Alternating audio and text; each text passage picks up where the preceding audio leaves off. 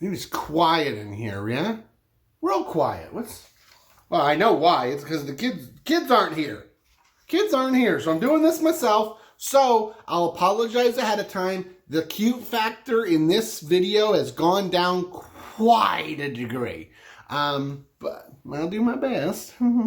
So today I don't have the kids, so we can't do an action figure story because I need all those hands and voices, extra people to help me. So today we're going to do something a little more traditional, and we're going to read a story from our Spark Bible, which we usually read in our family worship when we used to get to gather together in the fellowship hall. So yeah, we're going to read this, and then we're going to reflect on something that you're probably quite familiar with if you have a little younger sibling, or if you are a younger sibling, or if you have like a younger cousin or a playmate, somebody around you who's younger than you, because you've probably heard of what's going to happen in here called imitation, when people imitate you and want to do the same thing as you do.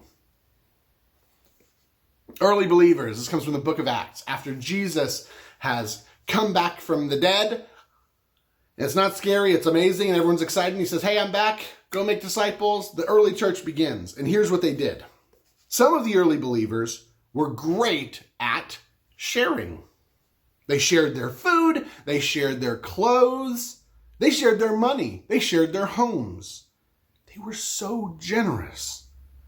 No one was poor or needy because others gave. They gave without holding anything back. Together they saw many miracles. They saw many wonders. That's kind of miraculous in itself that people are being so generous.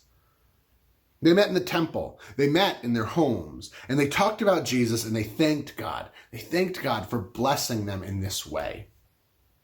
Then something amazing happened. When other people saw how happy these first believers were, how they were sharing, how they were cared for, how they all had these things that they held in common, and that they were all talking about Jesus, they began to believe too.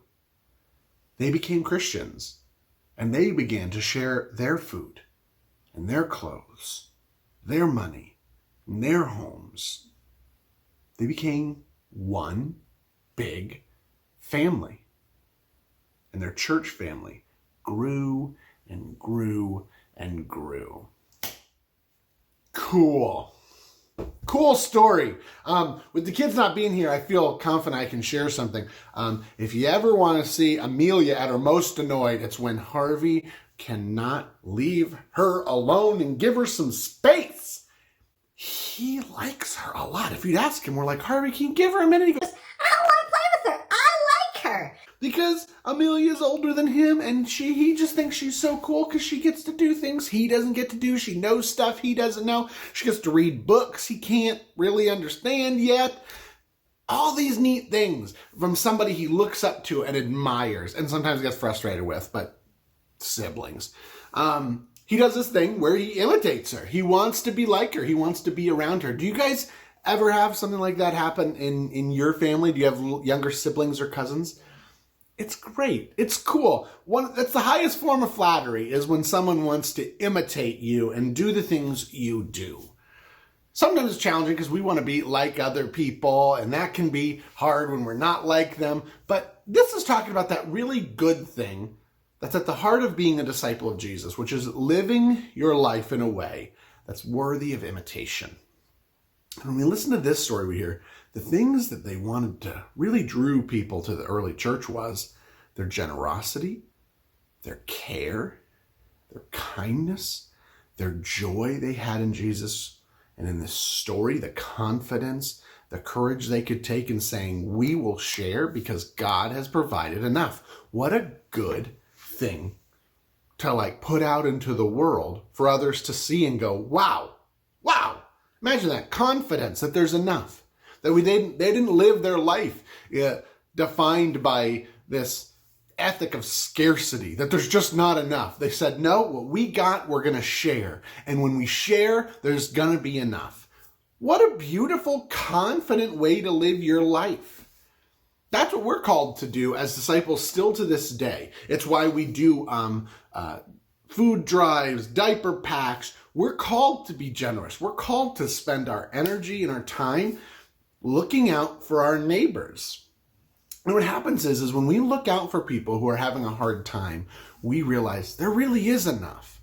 We just have to be willing to sacrifice for our neighbors as they're willing to sacrifice for us. And as we do that, people will see that and be drawn to it. And I know that for me was a huge part of why I loved the church as a kid, was seeing people be generous, seeing people be brave and say, I got enough, I'm going to share.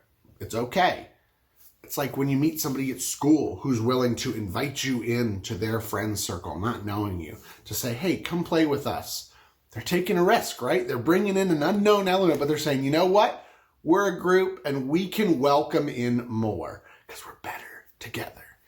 That's what it means to be a disciple, is recognizing Jesus seeks out people, brings them in, and not by saying, hey, get over here, you're not playing the game right.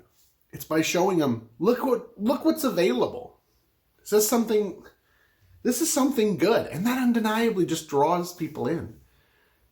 What's something that you love or something that you care about or something you really enjoy that brings you happiness or comfort or, something like that? Happiness, comfort, joy.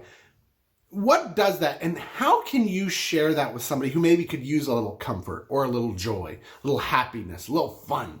How can you do that? Because that's the important work of discipleship, is inviting people in through modeling that behavior, by showing, how can I be generous to show others to be generous? How can I be welcoming to encourage other people to be welcoming? What's something you love that you want to share with somebody? Because I bet you someone sees something you love and goes, that's really cool. Share it with them.